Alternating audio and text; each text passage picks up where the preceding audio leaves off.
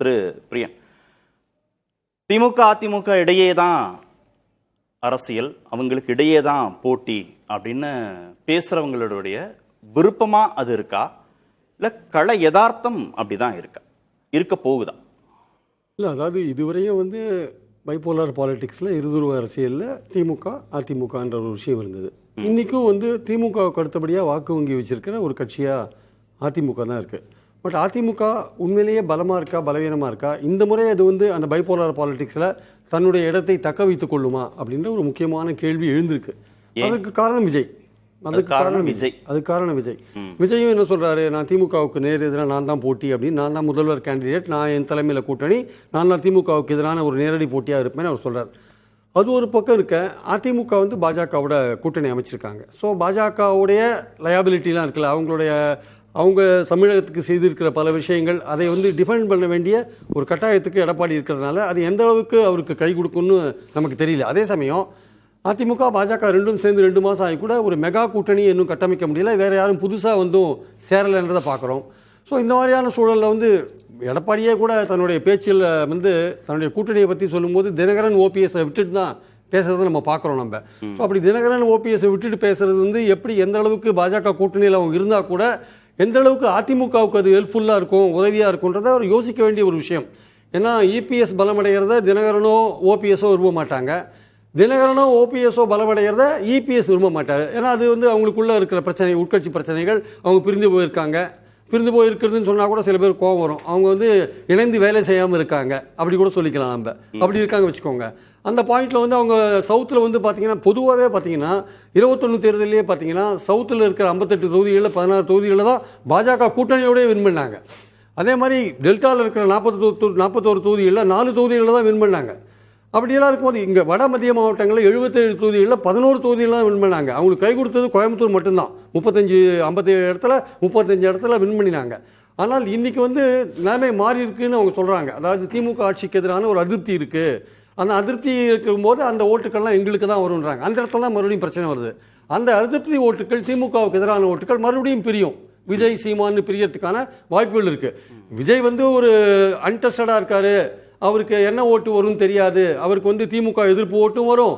அவர் பாஜகவை சீரியஸாக எதிர்த்தார்னா பாஜக எதிர்ப்பு ஓட்டும் அவருக்கு வரும்.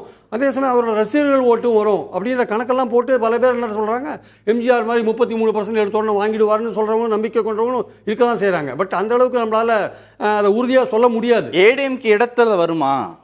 பைனரி பாலிடிக்ஸ்ல இருதுருவ அரசியல்ல அதிமுகவை பின்னுக்கு தள்ளி அந்த இடத்துக்கு விஜய் வருவாரா? எதுக்கு அதிமுகவுடைய பலவீனங்களை பட்டியல் போடுறேன், அந்த இடத்துல தான் அதிமுக பின்னாடி போகும்போது ஒரு சந்தேகம் இருக்கு ஆக்சுவலா.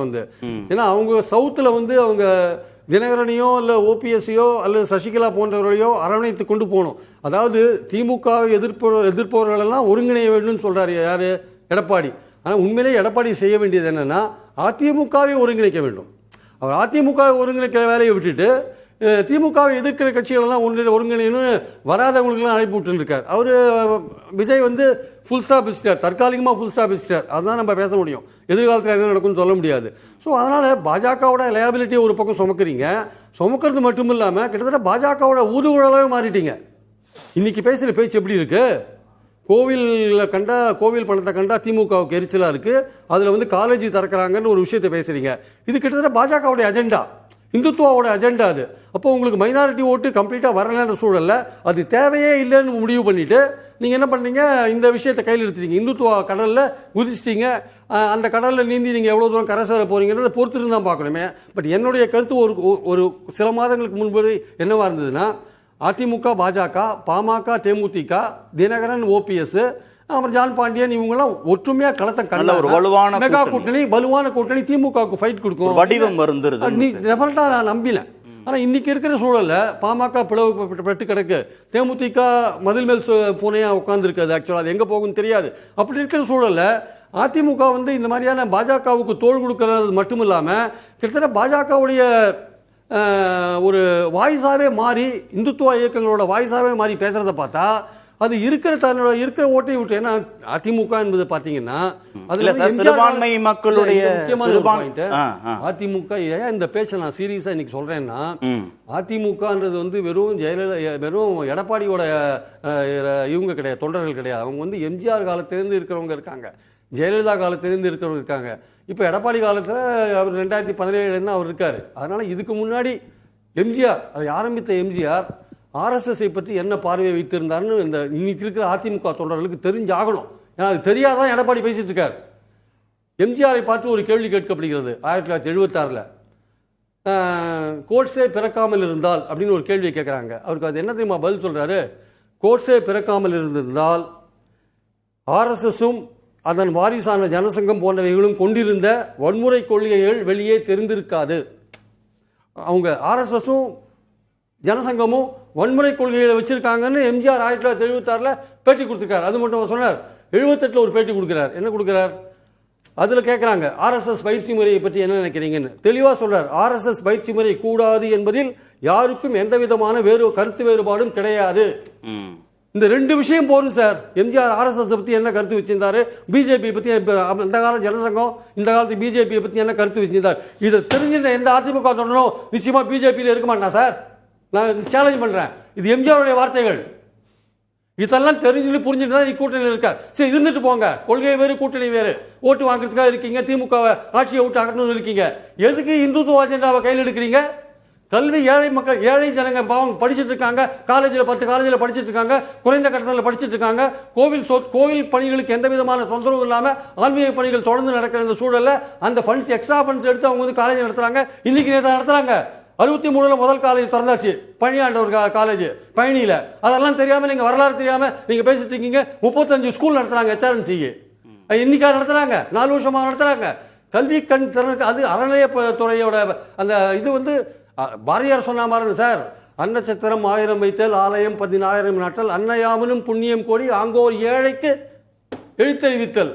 ஆலயம் கட்டுறதோ சாப்பாடு போடுறதோ பெரிய விஷயம் இல்லை சார். ஒரு ஏழைக்கு கல்வி கொடுக்கறது பெரிய விஷயம். அது கோவில் துட்டிலேருந்து கொடுத்தா இன்னும் பெரிய விஷயம். ஆலயத்தோட அறிவாலயம் பெருசு சார். அறிவாலயம்னா இவங்க அறிவாலயம் இல்லை, அறிவாலயம் பெருசு ஆக்சுவலா. சோ அதனால வந்து அது புரிஞ்சுக்காம பாஜகவுடனான தேர்தல் சொல்றேன்னா, ஏன் இவ்வளவு தூரம் நான் இதை சொல்றேன்னா, நீங்க பாஜகவோட சேர்ந்ததுனால நீங்க இழக்க போற விஷயங்கள் ஜாஸ்தி. உங்களுக்கு வந்து மெகா கூட்டணி அமையல. அதனாலதான் சொல்றேன், நீங்க பைபோலார் பாலிடிக்ஸ்ல இந்த வாட்டி விஜய்க்கு பின்னாடி போறதுக்கான வாய்ப்புகள் நிறையவே நான் பார்க்கிறேன்.